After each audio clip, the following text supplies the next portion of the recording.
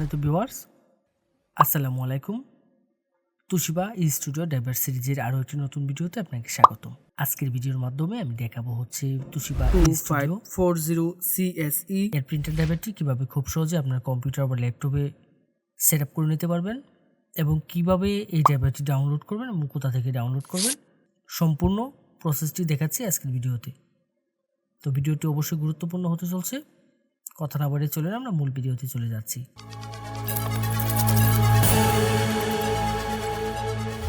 প্রথমে আমরা যে কাজটি করব, আমরা এই ড্রাইভারটি ডাউনলোড করে নেব।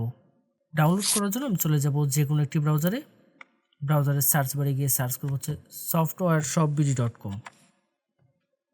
অবশ্য আমি ভিডিও ডেসক্রিপশনে ওয়েবসাইটের লিঙ্কটি দিয়ে দেব। softwareshopbd.com লিখে সার্চ করলে ঠিক এরকম একটা ইন্টারফেস আসবে এবং এখান থেকে আমি যে কাজটি করব, আমার কাঙ্ক্ষিত মডেলের যে ড্রাইভারটি রয়েছে সেটি আমি এখান থেকে ডাউনলোড করব। দেন এই সার্চ বারে চলে যাব, এখানে গিয়ে জাস্ট আমাদের যে কাঙ্ক্ষিত মডেলটি সেই মডেলটি এখানে সার্চ করব। দেন সার্চে ক্লিক করব। ক্লিক করলে আমার এই অ্যাভেলেবেল মডেলের প্রিন্টার ড্রাইভারটি চলে আসবে আমার সামনে। এখান থেকে আমি যে কাজটি করব, জাস্ট এই লিঙ্কের উপর ক্লিক করব। ক্লিক করলে এখানে বিস্তারিত সকল ইনফরমেশনগুলো দেখার একটি অপশন পেয়ে যাব। এখান থেকে সব কিছু আমরা একটু পড়ে দেখে নেব। আশা করব আপনারা সম্পূর্ণ বিষয়টি একটু ধৈর্য সহকারে পড়বেন এখানে নির্দেশিকাগুলো। দেন এখানে ডাউনলোডের জন্য দুটি লিঙ্ক পেয়ে যাবেন, যে কোনো একটি লিঙ্কের উপর ক্লিক করব। ক্লিক করলে ঠিক এরকম ইন্টারফেস আসবে আপনার সামনে। এখানে গুগল ড্রাইভে নিয়ে যাবে এবং দেন দুটি ফাইল একসাথে মাউস ড্র্যাগ করে সিলেক্ট করে ডাউনলোড করে নেব। এখানে একটি ফাইল পেয়ে যাবো হচ্ছে পাসওয়ার্ড আর একটি হচ্ছে ড্রাইভার। তো এখান থেকে ফাইলটা জাস্ট মাউসের রাইট বাটন ক্লিক করে ডাউনলোড করে নেব। দেন ডাউনলোড এনিওয়েতে ক্লিক করব।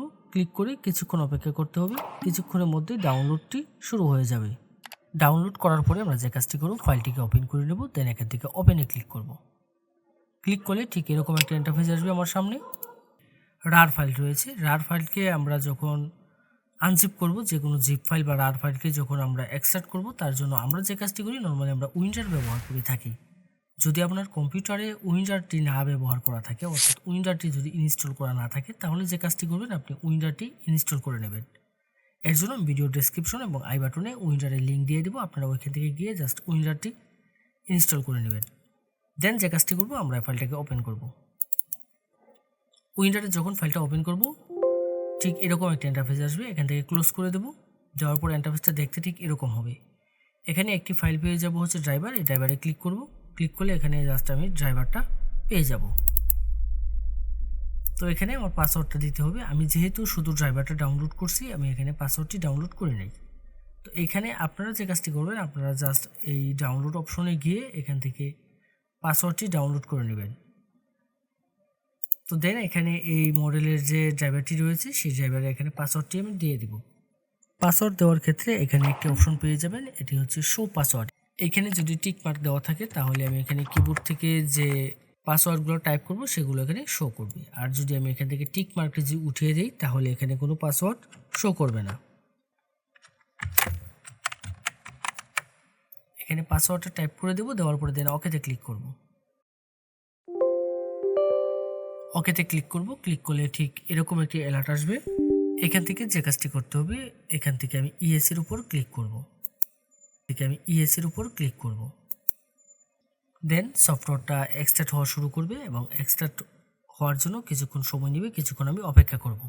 দেন এরকম একটা ইন্টারফেস আসবে। এখানে আমি যে কাজটি করব, আমি আমার প্রিন্টারটি সরাসরি কম্পিউটারের সাথে কানেকশন করে নেব।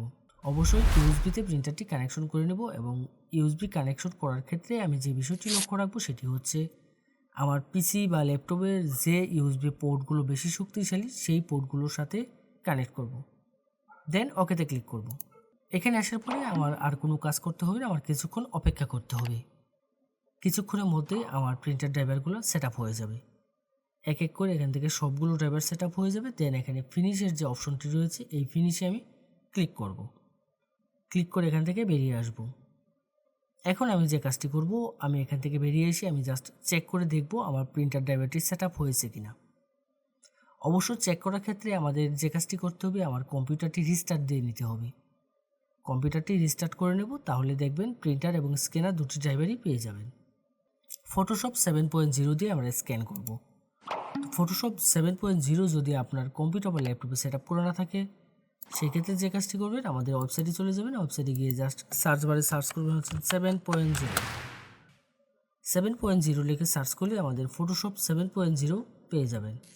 যে কোনো মডেলের প্রিন্টার ড্রাইভার এবং আপনার প্রয়োজনীয় সকল সফটওয়্যার পাবেন আমাদের ওয়েবসাইটে। যদি আমাদের ওয়েবসাইটে কোনো সফটওয়্যার বা ড্রাইভার আপনি খুঁজে না পান, তাহলে অবশ্যই আমাদের হোয়াটসঅ্যাপে যোগাযোগ করবেন। আমাদের প্রত্যেকটা পোস্টের মধ্যে আমাদের হোয়াটসঅ্যাপ নম্বর দেওয়া থাকবে। এই ছিল আজকের মতো। এরকম গুরুত্বপূর্ণ টেক টিউটোরিয়ালের জন্য অবশ্যই আমাদের চ্যানেলটি সাবস্ক্রাইব করে রাখতে ভুলবেন না। দেখা হবে নতুন কোনো ভিডিওতে।